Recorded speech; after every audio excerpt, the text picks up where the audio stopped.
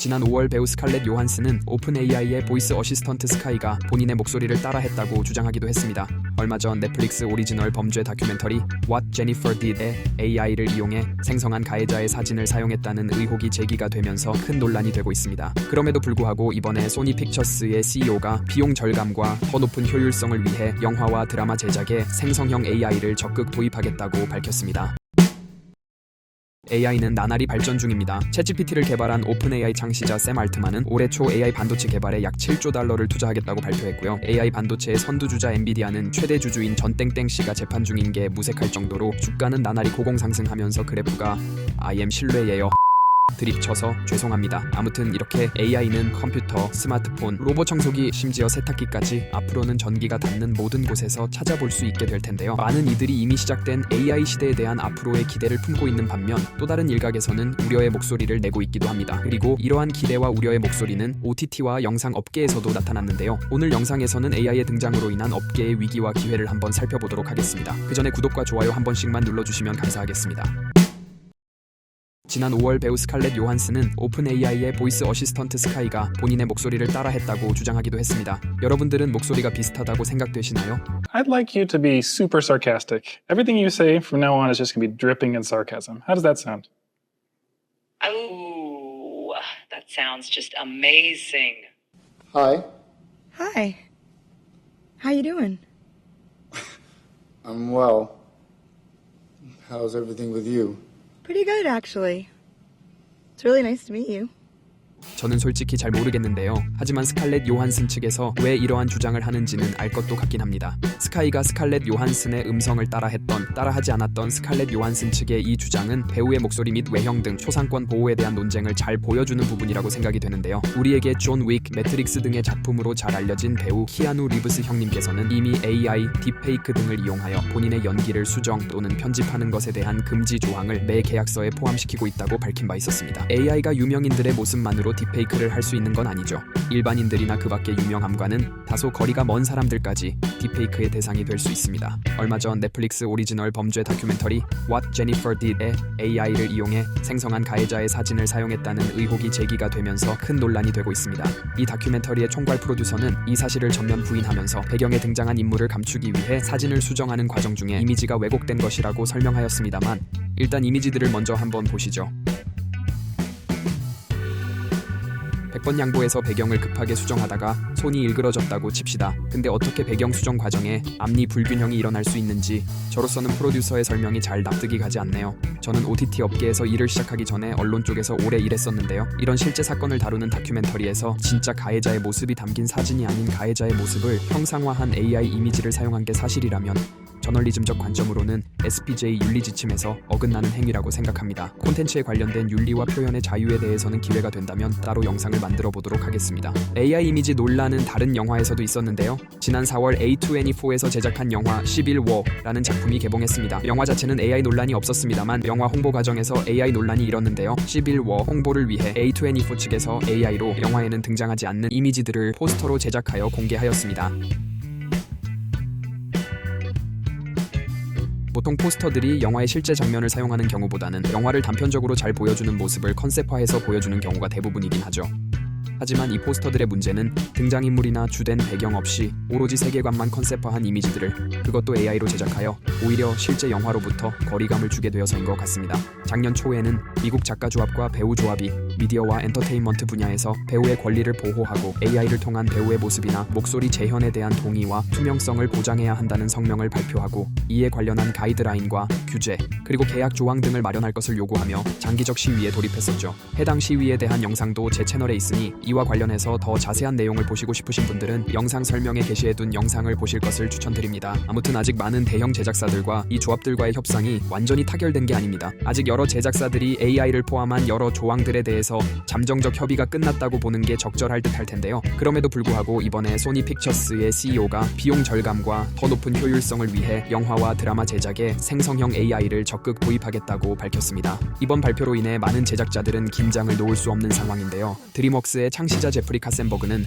애니메이션의 경우 AI로 약 90% 정도의 비용을 절감할 수 있을 것이라고 예상하기도 했습니다. 기업들 입장에서 비용 절감이라는 거는 상당히 매력적인 요소가 아닐 수 없죠. 하지만 기업들 입장에서도 생성 생성형 AI를 마냥 반길 만한 일은 아니라고 생각됩니다. 제가 회사에서 들은 얘기로는 현재 법률팀, IP 보호팀 등 저작권 관련 팀에서 AI로 인한 저작권 및 지적재산 보호와 침해 예방에 관련해서 업무가 많다는 이야기를 들었습니다. 예를 들어서 지브리 스튜디오에 골수 팬이 있다고 칩시다. 근데 이 팬이 더 이상 지브리 스튜디오의 작품을 볼 수 없다는 사실에 슬퍼하며 앞으로도 계속 지브리의 작품을 보고 싶다는 열망이 너무 큰 거죠. 그래서 이 사람은 생성형 AI를 통해서 자기가 새로운 작품을 제작했는데 아니 이게 웬일? 퀄리티가 미친 거예요. 이게 팬메이드인지 진짜 지브리에서 만든 건지 구분이 안 가는 거죠. 그래서 혼자 보기 아까우니까 여기저기 배포하기 시작한다면 문제가 발생할 수도 있겠죠. 근데 이런 일이 근 몇 년 안에 실제로 일어날 수도 있다는 겁니다. 이런 일이 실제로 일어났을 때를 대비해서 회사는 지적재산과 저작권을 보호하기 위한 대비를 미리 하고 있는 것으로 보입니다.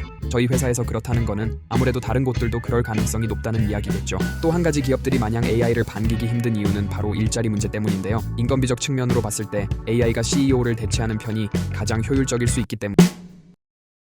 지난 2월 오픈 AI에서 텍스트 비디오 생성형 AI 모델인 소라를 공개했었죠. 소라의 등장은 많은 영상 제작 업계 종사자들과 대중들에게 커다란 충격을 안겨주었습니다. 얼마 전에는 소라를 이용한 단편 영화가 등장해 화제가 되기도 했었습니다. In my case, it's quite obvious what that thing is.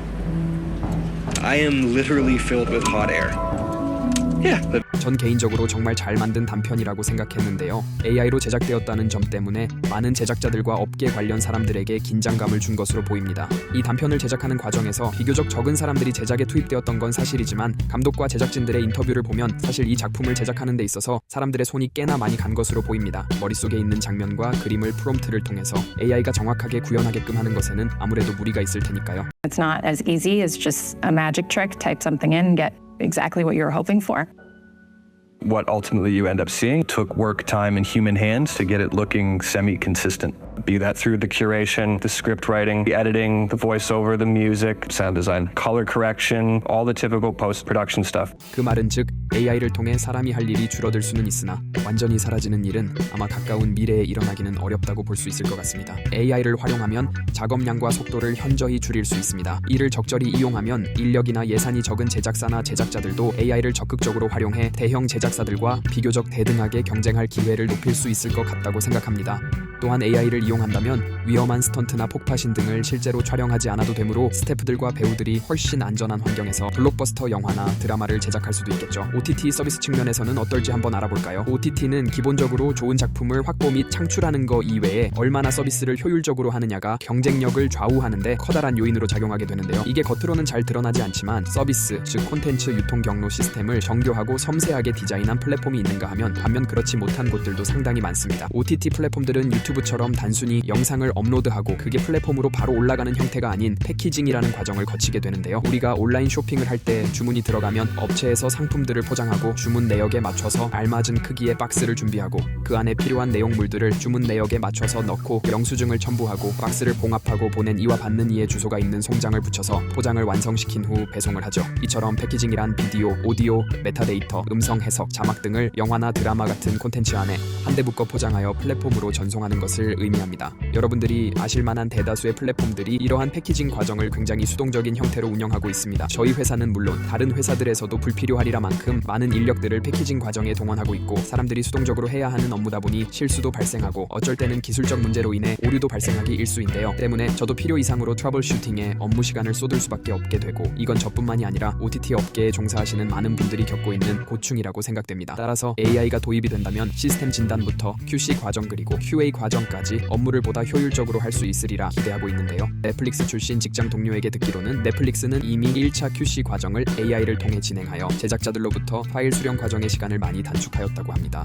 저도 개인적으로 AI를 사용하고 있고 AI를 이용하여 이 채널의 목소리를 만들어서 사용하고 있는데요. 발음이 좋지 않고 마땅한 음향 장비가 없는 저로서는 완벽하지는 않지만 그래도 아주 큰 도움을 주고 있습니다. 영상 중간중간 나오는 이미지들도 AI를 통해 바로바로 제작하여 저작권이 있는 이미지를 오용하는 일도 피할 수 있게 해주고요. 그 덕분에 시간도 많이 단축시켜 주어서 직장 생활과 병행하면서 틈틈이 영상을 만들 수 있게끔 해주고 있습니다. 하지만 또 그렇다 보니 더욱 조심하게 되는 부분도 생기는 것 같습니다. 아직 AI에 대한 거부감이나 불편함을 가진 분들도 많이 계시니 영상을 어떻게 하면 조금 더 자연스럽고 불편함 없게 만들 수 있을지 고민도 하게 되고요. 사용할 이미지를 제작, 선정하는 과정에서 보다 연관성이 높고 불편함과 거부감을 적게 줄 수 있을 것들로 골라 사용하려고 제 나름대로 노력하게 되고, 또 익명에 숨어서 여론을 조장한다 혹은 가짜 정보를 전달한다는 오해도 최대한 줄이기 위해 출처 자료도 더 꼼꼼히 보려고 노력하고 있습니다. AI를 써보신 분들은 공감하시겠지만 AI를 이용해 원하는 결과를 얻는 것이 생각보다 꽤 어렵습니다. 이미지를 생성하더라도 내가 생각했던 모습이 아닌 경우도 많고, 목소리를 뽑더라도 내가 원하는 톤과 발음이 나오지 않는 경우도 많죠.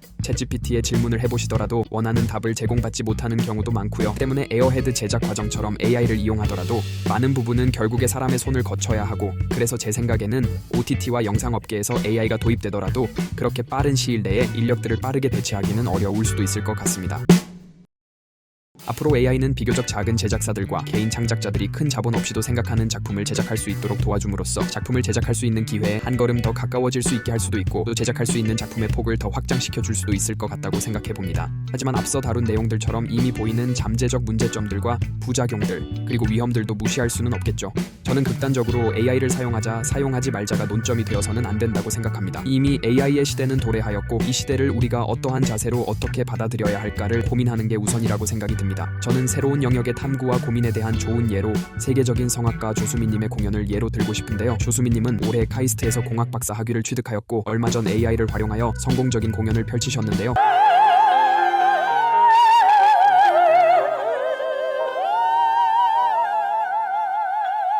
정말이지 존경스럽습니다. 저는 장기적으로 봤을 때 영상과 OTT 산업의 AI 도입의 우려보다 기대가 조금 더 큽니다. 미국의 TV가 처음으로 등장했을 때 영화 산업은 망할 거라는 우려가 컸고요. MP3가 등장했을 때는 음반 음원 산업이 죽을 것이라는 우려가 있었고요. 스마트폰이 나왔을 땐 도서와 신문 산업의 몰락을 우려했었죠. 예전과는 조금 다른 방식이지만 우리는 여전히 영화를 보고 저작권이 지켜질 수 있는 방식으로 음원을 소비하며, 아직도 책을 구매하고 스마트폰을 이용하여 신문을 읽게 되었죠. 거의 모든 콘텐츠 산업이 새로운 기술의 등장 뒤에 변화를 경험했지만 우리는 항상 해답을 찾아왔습니다. 이제까지 그래왔듯이 앞으로 영상 산업도 AI 도입에 대한 해답들을 찾을 것이고, 전 그 해답들로 인한 변화는 퇴화가 아닌 진화일 것이라고 믿습니다. 여러분들의 생각을 댓글로 남겨주시고, 이 영상을 흥미롭게 보셨다면 구독과 좋아요도 부탁드립니다.